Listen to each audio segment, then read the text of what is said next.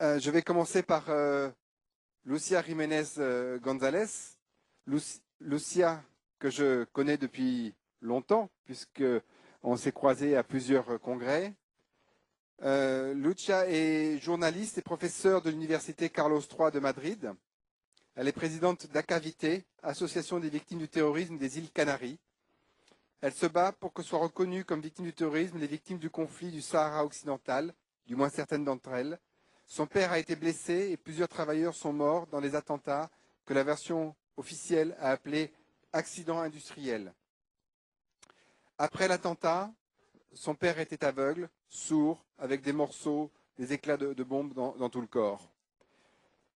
Lucia, comment conciliez-vous les deux statuts que vous avez, celui de journaliste qui s'oppose à une objectivité totale et celui de victime du terrorisme? Muchas gracias. Merci beaucoup. Je voulais remercier l'organisation française et l'organisation espagnole parce que vous nous avez invités à ce congrès international. En effet, je suis journaliste et aussi victime. Mais le problème, c'est que je n'ai pas choisi d'être victime. Depuis que j'ai 9 ans, je suis victime. Lorsque mon père, un travailleur de l'entreprise espagnole Formucra, dans l'ex-Sahara espagnol, fut objet d'un attentat avec 2 bombes qui explosèrent. À cette époque, l'Espagne avait une colonie dans le Sahara espagnol jusqu'en 1976 et les travailleurs, comme mon père et d'autres personnes comme des mariniers qui travaillaient dans cette partie-là de l'Afrique, ont été donc objets d'attentats terribles, de balles et d'autres prises d'otages. Et France, notamment Paris, a été l'un des endroits que le groupe terroriste a décidé d'attaquer. C'était le Front Polisario, le Front révolutionnaire. Enjandra, Riora, c'était l'acronyme du Front Polisaire. Ils ont donc assassiné et pris en otage des citoyens espagnols et ils ont acribillé aussi un bateau de l'armée espagnole. Pour ma famille, cet attentat a supposé un avant et un après. En plus, en Espagne, il y avait une transition démocratique depuis 1976-1977 et les différents gouvernements, aussi bien espagnols comme de l'Union européenne à l'époque, ont complètement oublié ma famille. Ma famille a dû attendre jusqu'à 10 ans pour pouvoir recevoir les corps des personnes tuées. Nous n'avons pas pu enterrer ni nos parents, ni nos frères. Nous ne pouvions rien faire.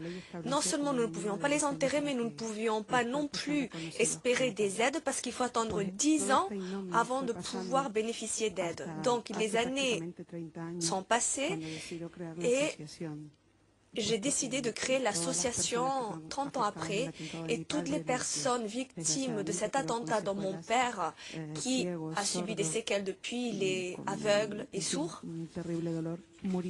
et qui a pâti d'énormes douleurs, il est décédé sans savoir qu'il a été reconnu victime après avoir bataillé pendant 15 ans pour obtenir ce statut de victime. Notre association, il y a très peu de temps, a essayé de rendre les victimes visibles. Et le fait que je sois journaliste m'a permis d'avoir des outils afin de pouvoir obtenir cette reconnaissance.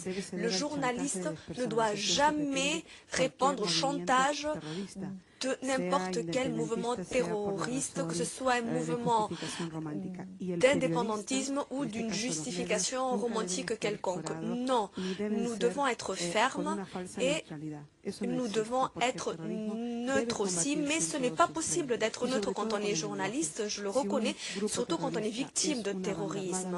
Un terroriste est un groupe armé, donc nous ne pouvons pas dire que les groupes terroristes sont des groupes indépendantistes ou des groupes séparatistes. Non, quand il s'agit d'assassinat, il s'agit là de terrorisme. Par conséquent, ceux qui avons été objets de terrorisme savons que nous sommes victimes et les médias doivent nous reconnaître comme victimes et reconnaître ces groupes comme des groupes terroristes et oublier les intérêts qui se trouvent derrière les attentats perpétrés.